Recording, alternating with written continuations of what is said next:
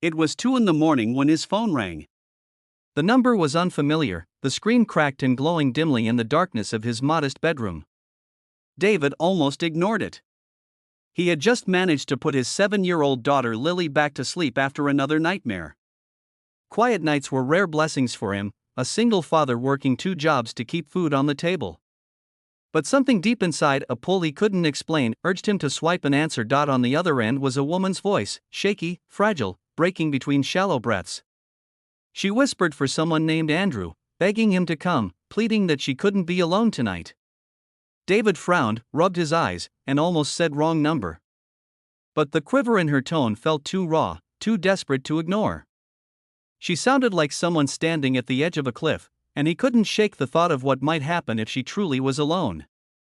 Against logic, against reason, he grabbed his old coat, quietly knocked on his neighbor Mrs. Ruth's door to watch Lily, and drove into the night, guided only by the address the stranger mumbled before hanging up. The mansion was nothing like his world.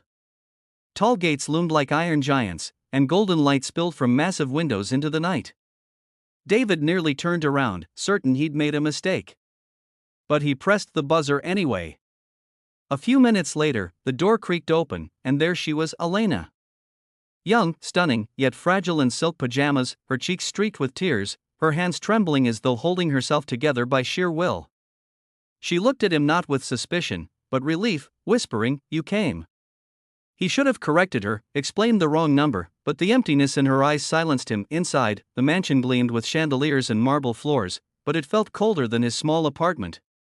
Over untouched tea, Elena confessed the truth: she was the daughter of a powerful businessman, the heiress to an empire she never asked for. People surrounded her, but none truly cared. Friends sought her money. Relatives circled like vultures, waiting for her father's inheritance. That night, she had broken down, desperate enough to dial the only number she thought she could trust. But instead of Andrew, whoever he was, David had shown up. And strangely, that felt like fate. They talked until dawn. She listened to his story, how he lost his wife in childbirth, how raising Lily alone stretched him thin but gave him purpose. He heard about her loneliness, her longing for normalcy, her suffocating life in the shadows of wealth. By morning, he returned home, convincing himself it was a one-time accident. But days later, her call came again, this time not mistaken, this time intentional. And he answered. Weeks turned into months. Elena found herself in David's world more than her own. She joined him and Lily for simple dinners, learned to laugh at burnt pancakes, discovered joy in trips to crowded grocery aisles. Lily adored her, tugging her hand and calling her Miss Ellie. And David, though cautious, felt his guarded heart stirring for the first time in years. Elena, in turn, saw in him and Lily what she had never felt at home: real family, warmth without condition. But storms gathered. Elena's father discovered her connection with David and raged. To him, David was a distraction, poor, ordinary, unworthy of an heiress. He reminded her of her responsibilities, the empire she was destined to lead. He threatened to cut her off, to erase her from the family name if she chose the single father over her duty. One night, after a tense dinner at her family estate, Elena showed up at David's door, drenched in rain. She was torn, trembling, afraid. David, seeing her pain, whispered the words he had dreaded: "Maybe I'm holding you back. Maybe you deserve the life they promise you." She gripped his hands, her tears mingling with rain, and shook her head. "You don't understand. You showed up when no one else did. You gave me something money never could: real love, a family. I don't want a mansion. I want forever with you." That night, they chose love. Elena walked away from the wealth, the gilded cages, the chains disguised as privilege.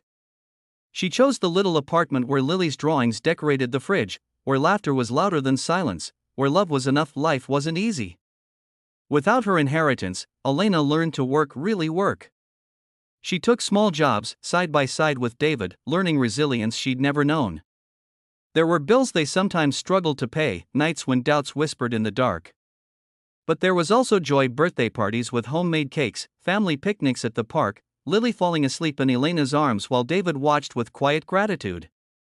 Their home wasn't perfect, but it was alive with love. Years later, their story would still be remembered. How a wrong number at 2 a.m. brought two broken souls together. How a single dad who almost hung up became the man who healed an heiress's loneliness. And how a woman born into everything gave it all up, just to gain what truly mattered. The lesson was simple yet powerful: life's greatest treasures aren't found in money or mansions, but in the people who show up when no one else will and choose to stay forever.